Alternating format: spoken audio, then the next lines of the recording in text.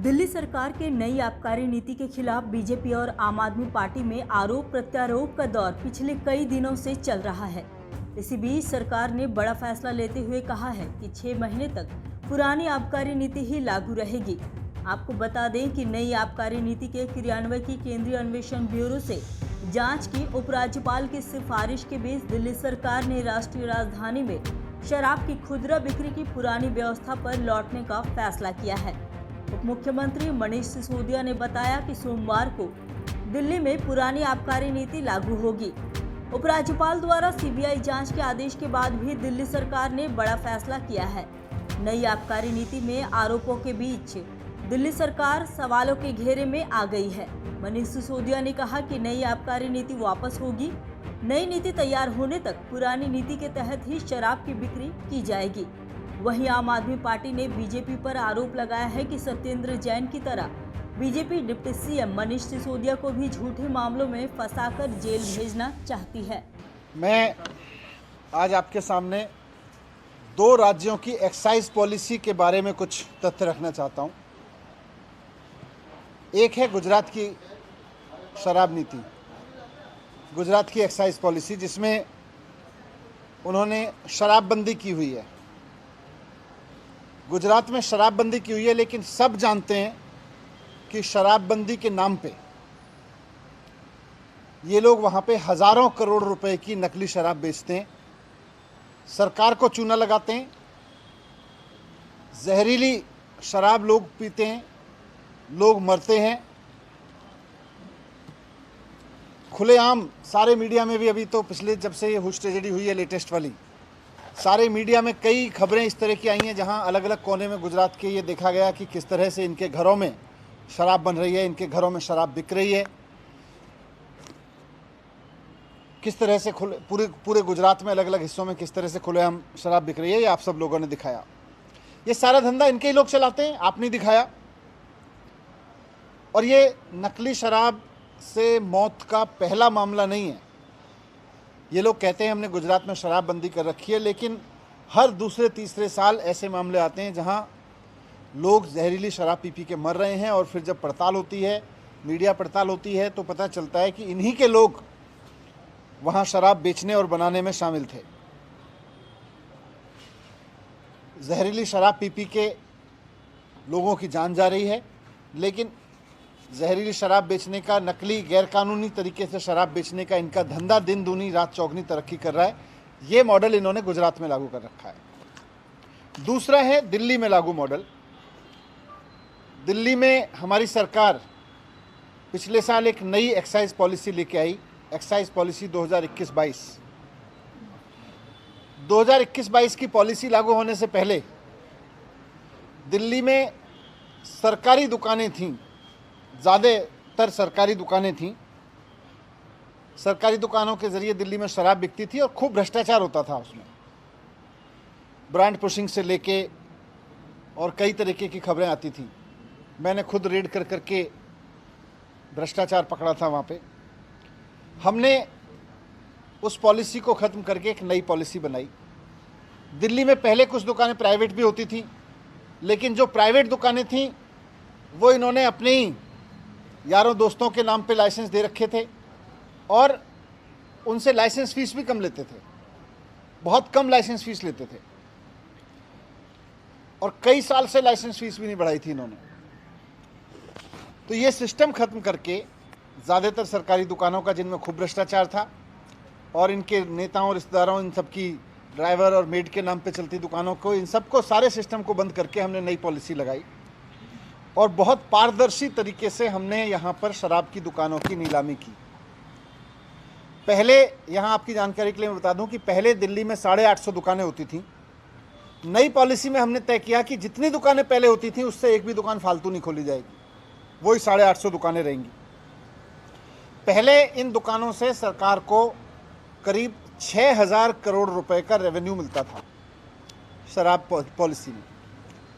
जब पारदर्शी तरीके से इन दुकानों की नीलामी हुई तो दुकानें नहीं बढ़ी, लेकिन पूरे साल में, एक फुल ईयर में 850 दुकानों से 9500 करोड़ रुपए का रेवेन्यू आना था।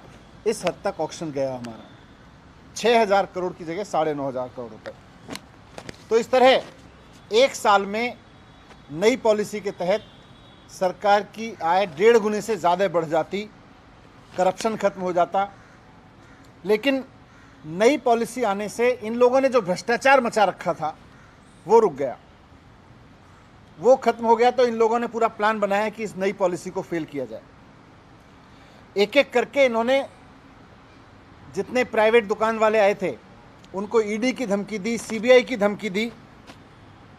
तो प्राइवेट दुकान चलाने वालों को जो सरकार को ज़्यादा रेवेन्यू दे रहे थे, क्योंकि सरकार ने ट्रांसपेरेंट तरीके से उनको दुकानें दी थी ओपन ऑक्शन करके, तो उनको इन्होंने ईडी से धमकाया, सीबीआई से धमकाया। तो बहुत सारे शराब वाले तो दुकान वाले तो बेचारे, कई सारे लोग तो दुकान छोड़ के चले गए। और आज दिल्ली में जो नई पॉलिसी में भी 850 दुकानें हो सकती थीं, आज दिल्ली में कुल 468 दुकानें चल रही हैं।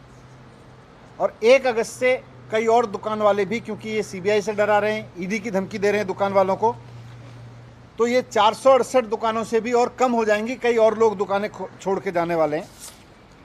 इनका मकसद है कि दिल्ली में शराब की किल्लत पैदा करो।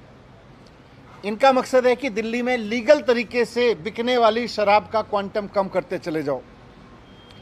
अब मैं आपके सामने एक थोड़ा सा और डेटा रखना चाहता हूँ कि दिल्ली में और बाकी राज्यों में शराब की बिक्री की, शराब की दुकानों की पर कैपिटा संख्या क्या है, उसका एक डेटा है। गुड़गांव में जहां बीजेपी का शासन है, 4,166 लोगों पे शराब की एक दुकान है। नोएडा में जहां बीजेपी का शासन है, 1,390 लोगों पे शराब की एक दुकान है। बेंगलोर में जहां भारतीय जनता पार्टी की सरकार है, 12,179 लोगों पर एक दुकान है। बीजेपी का गोवा है, गोवा में 761 लोगों पे एक दुकान है। नई पॉलिसी के तहत अगर दिल्ली में मैक्सिमम दुकानें भी खुल जाती, तो उसके बावजूद 850 दुकानें भी खुल जाती, तो यहाँ 22,707 लोगों पे एक दुकान होती। और आज जब 468 दुकानें हैं तो 41,192 लोगों पे एक दुकान है। इसी से अंदाज़ा लगाया जा सकता है कि ये ईडी की धमकी देके, सीबीआई की धमकी देके चाहते हैं कि लीगल शराब का धंधा यहाँ भी बंद हो और इलीगल धंधे को बढ़ावा मिले, नॉन ड्यूटी पेड धंधे को बढ़ावा मिले, स्पिरिट्स लिकर को बढ़ावा मिले। ये इनका पुराना धंधा था, ये वापस उस धंधे को लाना चाहते हैं। अगर दिल्ली में लाइसेंस शुदा दुकानों की कमी होती है, अगर वैध तरीके से उपलब्ध शराब की कमी होती है, तो नकली शराब का कारोबार बढ़ता है, वो इनको फ़ायदा देता है। इसीलिए इन्होंने ईडी और सीबीआई की धमकी दे दे के दिल्ली सरकार के अफसरों को भी इतना डरा दिया है कि अब जो दुकानें खाली हो रही हैं उनका कोई लाइसेंस करने को तैयार नहीं है। दुकानें जैसा मैंने बोला बहुत सारी खाली हुई, अरबी और भी होंगी, लेकिन इन्होंने ईडी और सीबीआई की धमकी दे दे के अफसरों को इतना डरा दिया है कि अब कोई जो दुकानें खाली हो रही हैं उनका ठेका देने को, उनका ऑक्शन करने को, उनका टेंडर करने को तैयार नहीं है, उनकी नीलामी करने को तैयार नहीं है। और जो एग्जिस्टिंग पॉलिसी है, जो 2021-22 की पॉलिसी है, वो 31 जुलाई को अब ख़त्म हो रही है। डर के मारे कोई ऑफिसर इस पॉलिसी को भी आगे बढ़ाने को तैयार नहीं है। इन्होंने पूरी सीबीआई की धमकी दे रखी है, सबको ईडी की धमकी दे रखी है। तो कुल मिला के इन्होंने दुकान वालों को डरा के और अफसरों को डरा के दिल्ली में ऐसे हालात बनाने की कोशिश की है जिससे 1 अगस्त से दिल्ली में एक्साइज ड्यूटी देने वाली दुकानें कम से कम होती चली जाएं और इससे इनका अवैध शराब का धंधा फिर से यहाँ पे फलने फूलने लगे। क्योंकि 1 अगस्त के बाद अगर सरकार निर्णय नहीं लेगी तो कोई पॉलिसी हो, यहाँ पे कोई पॉलिसी नहीं होगी, ये लोग चाहते थे। और अगर दिल्ली में वैध शराब की जानबूझ के कमी कर दी गई तो इसके बाद ये लोग गुजरात की तरीके से यहाँ भी धड़ल्ले से नकली शराब बेचना चाहते हैं। दिल्ली में भी फिर हमें बहुत दुख है, लेकिन दिल्ली में भी अगर ऐसा होता है तो नकली शराब बिकती है तो कोई बड़ी चीज़ नहीं है। जैसे जहाँ जहाँ नकली शराब बिकती है वहाँ फिर जहरीली शराब पी के लोगों की मौत होती है, हुश ट्रेजेडी होती है। दिल्ली में भी होने लगेगी, लेकिन हम ये नहीं चाहते और ना हम ऐसा होने देंगे। इसलिए हमने तय किया कि फ़िलहाल जो नई पॉलिसी है उसको बंद करके सरकारी दुकानें खोलने के आदेश हमने दिए हैं, क्योंकि इन्होंने दुकानदारों को डरा रखा है, इन्होंने अफसरों को डरा रखा है। इसलिए नई पॉलिसी बंद करके सरकारी दुकानों के ज़रिए अब लीगल लिकर सेल करने का हमने ऑर्डर दिया है, ताकि दिल्ली में कोई इलीगल शराब ना बेच पाए, ताकि दिल्ली में कोई स्पिरिट शराब ना बेच पाए। और चीफ सेक्रेटरी को मैंने ऑर्डर किए हैं कि किसी भी कीमत पर वो ये सुनिश्चित करें कि सरकारी दुकानों के ज़रिए करप्शन ना हो और किसी तरह की इलीगल मार्केट शराब की दिल्ली में ना खड़ी हो। ये मैंने ऑर्डर किए हैं। लेकिन बीजेपी से इस तरह से पेश कर, मैंने उसका रीज़न बताया आपको। ये लोग चाहते हैं कि अफसरों को इतना डरा दो और प्राइवेट दुकानदारों को इतना डरा दो कि उसके बाद में यहाँ से दुकानें बंद हो जाएं और इनका इलीगल दुकानों का धंधा, ये गुजरात की तरह से जैसे हज़ारों करोड़ का धंधा गुजरात में चला रहे हैं और लोग मर रहे हैं, ये चाहते हैं कि दिल्ली में भी ये हालात पैदा हों कि हज़ारों करोड़ का धंधा इनका यहाँ पे चले, नंबर 2 का, और नंबर 1 का धंधा शराब का बंद हो जाए।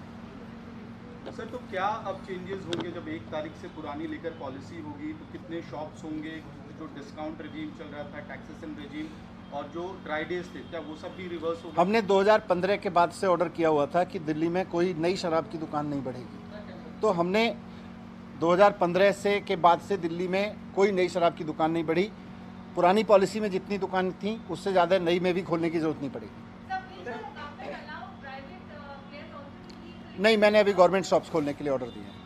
सर, दिल्ली में क्या इससे जो ट्रांजिशन पीरियड चलेगा, शराब की कमी तो नहीं हो पाएगी जिससे कि घटनाएं? नहीं, मैंने चीफ सेक्रेटरी को ऑर्डर दिए हैं कि ट्रांजिशन पीरियड में किसी तरह का कोई कैओस ना हो।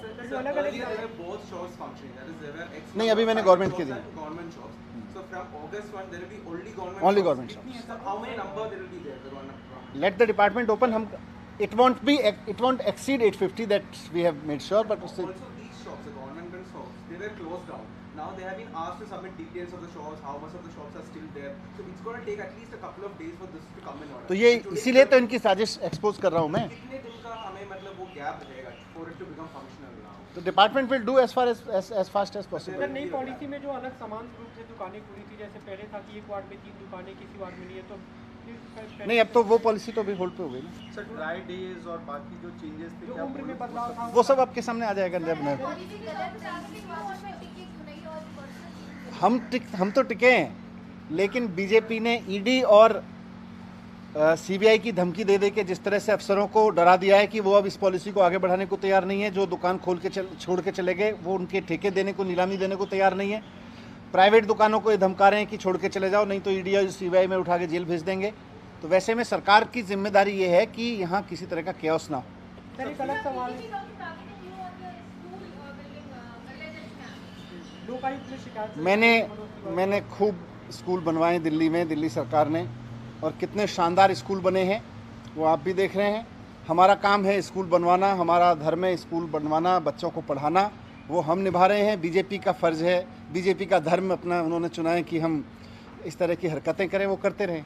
पहले भी इन्होंने खूब जांच कराई थी, इन्होंने स्कूल के मामले में भी जांच कराई, कई और एमएलएज़ की जांच कराई।